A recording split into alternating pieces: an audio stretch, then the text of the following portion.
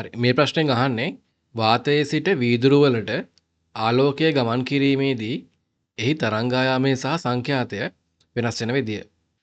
හරි. අපි දන්නවා සංඛ්‍යාතය කියලා කියන්නේ තරංගයක සංඛ්‍යාතය කියලා කියන්නේ ඒ තරංගයේ නිර්මාණය කරපු ප්‍රභවය මත රඳා පවතින ගුණයක්. ප්‍රභවයේ තියෙන ලාක්ෂණික මත තමයි සංඛ්‍යාතය රඳා පවතින්නේ. ඒ වගේම තරංග ප්‍රවේගය රඳා පවතින්නේ තරංගයේ ගමන් කරන මාධ්‍ය මත. තරංගයේ ප්‍රවේගය රඳා පවතින්නේ තරංගයේ ගමන් කරන මාධ්‍යයේ තියෙන ස්වභාවයන් මත.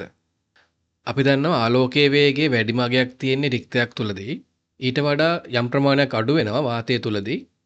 ඒ වගේම වෙනත් මාධ්‍යයක් තුලට ගමන් කරද්දී ආලෝකයේ වේගය තවත් අඩු වෙනවා. එතකොට මෙතෙන්දී වාතයේ ඉඳලා වීදුරු වලට ගමන් කරද්දී අනිවාර්යයෙන්ම ආලෝකයේ වේගය අඩු වෙනවා. හරි. අපි දන්නවා ආලෝකයේ වේගය අඩු වෙද්දී අපි මේ සම්බන්ධය ගත්තොත් v සමාන f ලැම්ඩා කියන සම්බන්ධය අපි දන්නවා වර්තනයක් වෙද්දී සංඛ්‍යාතයේ වෙනසක් සිද්ධ වෙන්නේ නැහැ.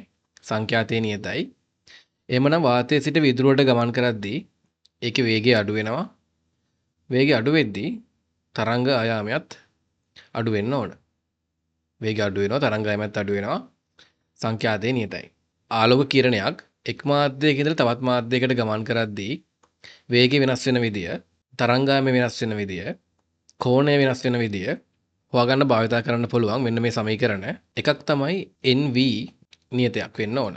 යම් මාධ්‍යයක් තුලදී වර්තනාංකය සහ ඒ මාධ්‍ය තුල ප්‍රවේගය නියතයක් වෙන්න ඕන. මෙතනදී වර්තනාංකය වැඩි නම් මාධ්‍යයේ ඒ මාධ්‍ය තුල ප්‍රවේගය අඩු වෙනවා. ඒ වගේම අපිට තව ලියන්න පුළුවන් සමීකරණයක් n ලැම්ඩා නියතයක් වෙන්න ඕන. n ලැම්ඩා නියතයක්. එහෙනම් යම් මාධ්‍යයක් තුල වර්තනාංකය වැඩි නම් ඒ මාධ්‍ය තුලදී තරංග ආයාමය අඩු වෙන්න ඕන. ඒ වගේම n sin theta නියතයක්. එහෙනම් යම් මාධ්‍යයක් තුලදී වර්තනාංකය වැඩි නම් ඒ මාධ්‍ය තුල sin theta ගේ අඩු වෙන්න ඕන. sin theta ගේ අඩු වෙන්න ඕන. ඒ කියන්නේ theta ගේත් අඩු වෙනවා. හරි. ඒක නිසා තමයි වර්තනාංකය වැඩි වෙද්දී කෝණය අඩු වෙන්නේ. උදාහරණයක් විදියට වාතයේ ඉඳලා වීදුරු වලට ගමන් කරද්දී ආලෝක කිරණය හැරෙන්නේ අභිලම්බයේ දෙසට.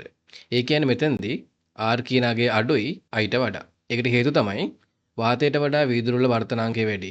වර්තනාංකය වැඩි වෙද්දී කෝණය අඩු වෙන්න ඕන. ඒක නිසා තමයි මේ විදිහට වාතයේ ඉඳලා වීදුරුවට යද්දී ආලෝක කිරණය අභිලම්බයේ දෙසට හැරෙන්නේ. හරි. මෙතෙන්දී අපෙන් අහලා තියෙන්නේ සංඛ්‍යාතය සහ තරංග ආයාමය වෙනස් වෙන විදිය. සංඛ්‍යාත වෙනසක් සිද්ධ වෙන්නේ නැහැ. නමුත් තරංග ආයාමය අඩු වෙන්න ඕන.